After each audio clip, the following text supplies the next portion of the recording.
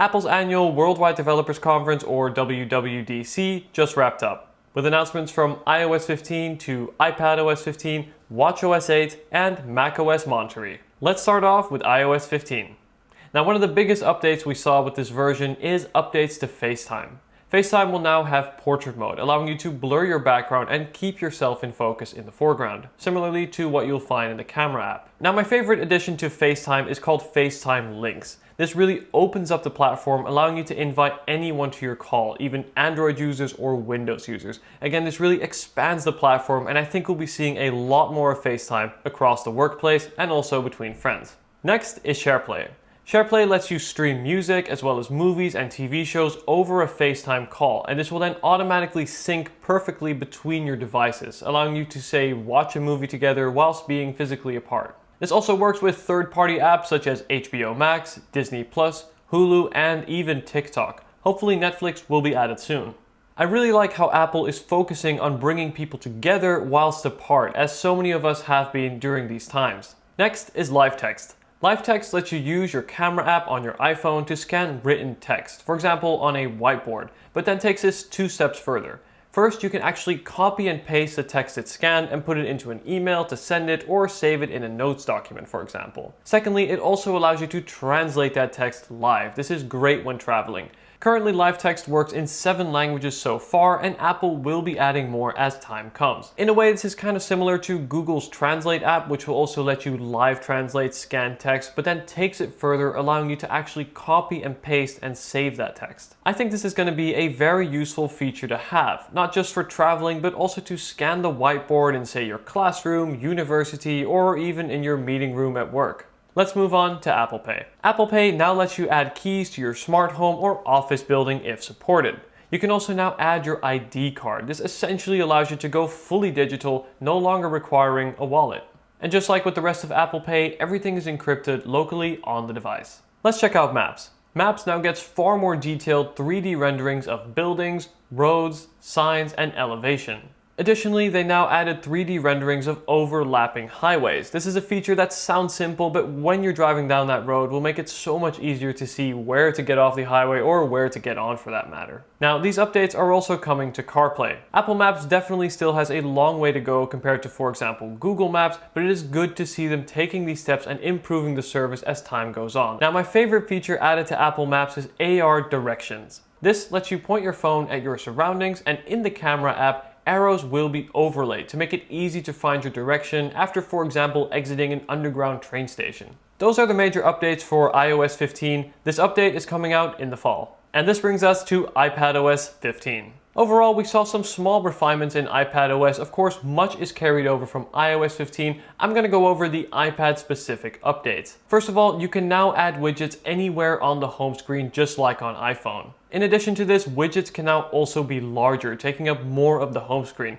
I like seeing this as I feel like finally Apple is making better use of the large screen real estate that you have on iPads. This also allows for widgets to show more information. Furthermore, we saw improvements in multitasking between apps as well as multiple windows. You can also minimize windows into what's called the shelf to pull them up later. All in all, this should make multitasking on your iPad easier and a little bit more efficient. Just like iOS 15, it is also coming this fall. Now this brings us to some smaller updates regarding AirPods Pro and AirPods Pro Max. First, we have Conversation Boost. This will essentially enhance live conversations. This is great for people with impaired hearing. This feature intelligently focuses the microphones on your AirPods to the person speaking in front of you. Using your AirPods Pro, you can also manually change and alter the level of ambient noise you hear on your iPhone. This is a really cool feature to see, allowing you to separate the voice from the background sound.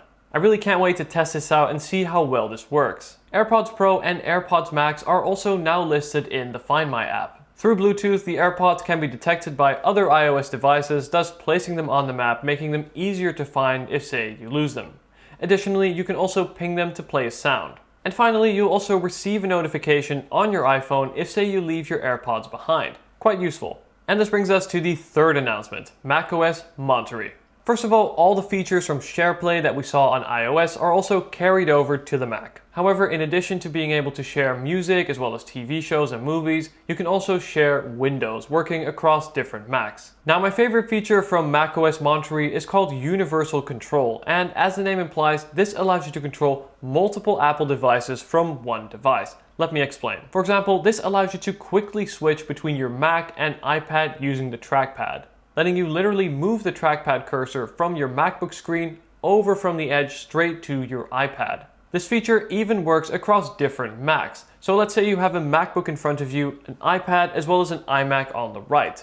This will then literally allow you to use your MacBook's trackpad to drag a file from the Mac over the iPad and then finally onto the iMac, letting you copy and paste between devices that easily. I find it really impressive to see this deep level of cross-communication and integration between multiple Apple devices. Now, Apple will probably say this works like magic, but I'll just say that this is a useful feature to have that will definitely speed up your workflow. Speaking of speed, let's check out Safari. Now, I'm really excited about the updates to Safari. Personally, I use it every day for its efficiency, privacy, and general integration with macOS, but I've found the UI to be quite underwhelming. This update to Safari changes that. The overall UI is far more space efficient. Everything is essentially grouped into one bar at the top, leaving more vertical space for the website you're looking at. Group tabs adds to this by letting you save and manage multiple tabs in a simple and organized way. Another neat feature is the ability to use the URL bar to search locally on the website that you're on. Additionally, the whole Safari window adapts to the color of your web page, further immersing you into the content that's on your screen.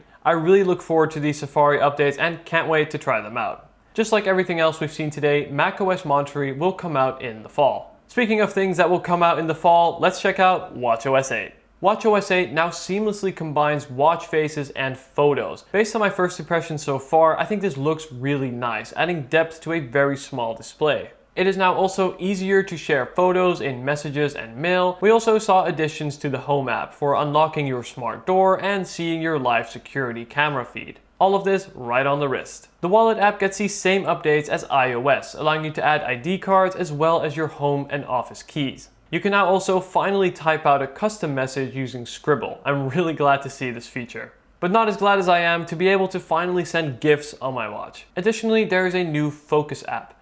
Focus helps you stay in the moment when you need to concentrate, allowing only the notifications you want to come in. I definitely see myself using this, as especially with the Apple Watch, your notifications are literally on your wrist. We also saw a series of health and fitness updates. The Breathe app is now renamed to Mindfulness. I always like the Breathe app and try to use it a few times each day. We get a very intriguing new breathe animation and an option to pause and reflect for a minute. The Sleep app will now show breaths per minute, giving you more insight into the quality of sleep. The Workout app now adds Pilates. Seems like a natural fit. Now, I've saved the best for last. You can now finally add multiple timers on your Apple Watch. I know what you're thinking. This is a big deal.